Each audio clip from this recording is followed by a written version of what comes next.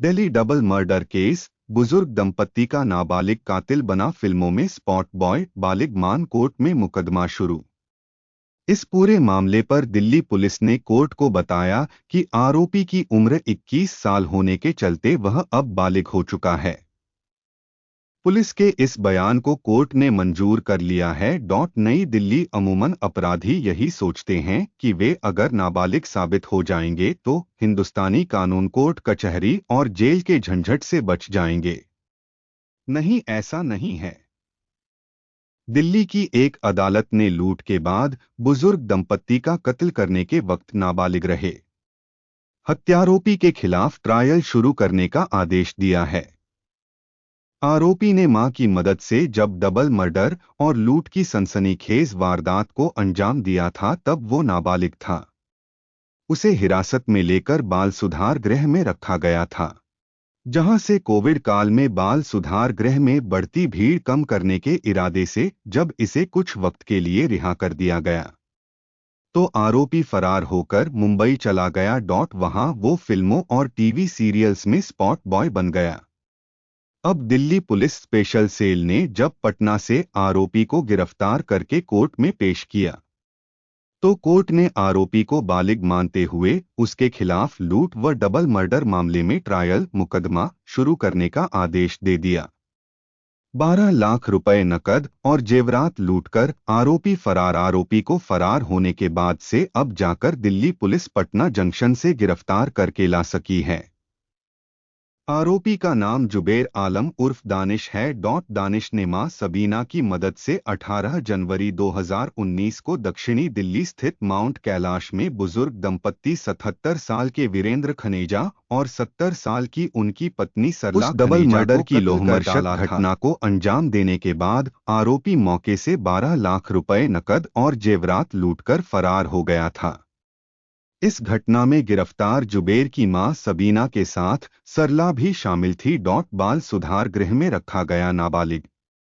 वारदात के बाद गिरफ्तार जुबेर को कुछ नाबालिग होने के चलते बाल सुधार गृह में रखा गया।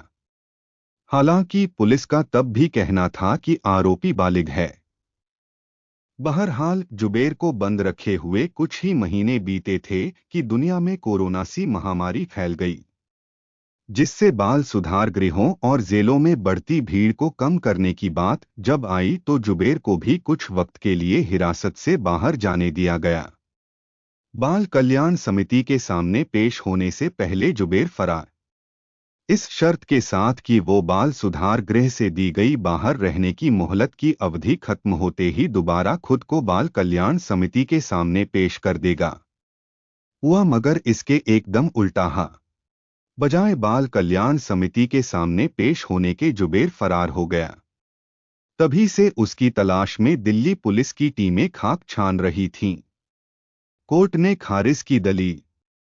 अब दिल्ली पुलिस स्पेशल सेल को भनक लगी कि वही फरार जुबेर पटना जंक्शन पर है, तो वहां से उसे गिरफ्तार करके दिल्ली की संबंधित कोर्ट में पेश किया गया। कोर्ट में जुबेर चाहता था कि वो घटना के वक्त चूंकि नाबालिग था, लिहाजा अब डबल मर्डर और लूटकांड में उसके खिलाफ कोर्ट में मुकदमा ट्रायल न चलाया जाए, मगर कोर्ट ने उसकी यह दलील खारिज कर दी है। साथ ही कोर्ट ने पुलिस को आदेश दिया है कि आरोपी को बालिग मानकर उसके खिलाफ कोर्ट में ट्रायल मुकदमा शुरू करवाया जाए।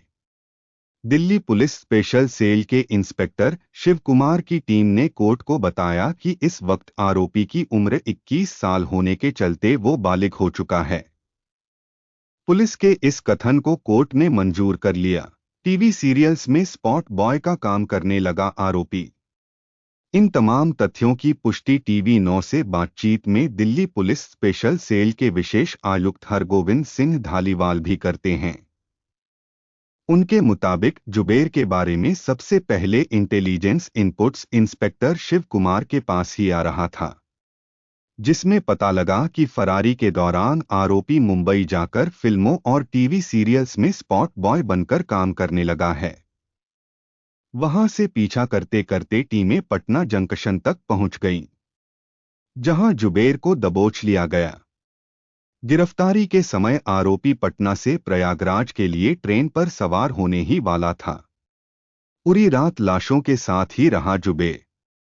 पुलिस के मुताबिक जुबेर द्वारा अंजाम दी गई डबल मर्डर की सनसनीखेज घटना के शिकार बने बुजुर्ग खनेजा दंपत्ति की सड़ी गली लाश घर में पड़ी मिली थी। जब इस दंपत्ति ने कई दिन तक अपने बाहर रहने वाले बच्चों से बात नहीं की तो बच्चों ने गुरुग्राम में रहने वाले रिश्तेदारों को माता पिता के बारे में मालूमात करने मकान पर भेजा। तब दंपत्ति के साथ डबल मर्डर और लूट की